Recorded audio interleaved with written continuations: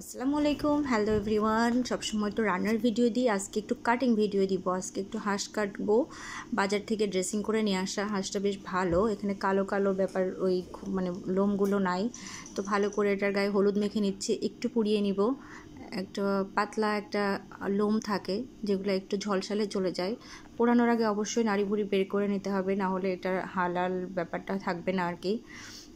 এবার কেটে নিব। হাঁস কাটা কিন্তু খুবই কঠিন, আমার কিন্তু অনেক জায়গায় হাত কেটে গেছে, বেশ শক্ত।